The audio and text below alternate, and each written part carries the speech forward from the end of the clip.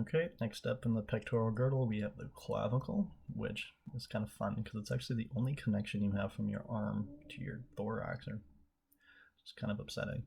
But its anatomy is not upsetting because it's actually really easy. So the first thing you want to do when you grab a clavicle or want to understand the clavicle is kind of orientation, right? Because it can either sit like this or like this. We have no idea. Well, actually, we do. First thing you need to find is this large bump. I'm going to kind of bring it close here so everybody can see it if it focuses. And it has this large tubercle. And this is called the conoid tubercle.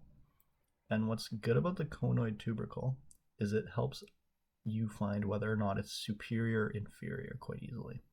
Because the conoid tubercle is always on the inferior side of the bone. So that always points downwards. Okay? And another fun fact about the conoid tubercle is it helps demarcate the acromial end of the clavicle, which is going to be the one closest to it, and connected by this line called the trapezoid line. Just a bit harder to see, but it would normally come down like this and over.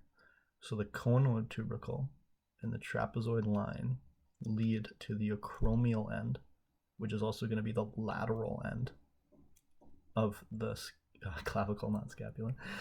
And on the medial side here, we have the sternal end, which is this nice big broad facet, articular facet for the clavicular notch of the manubrium, which makes sense.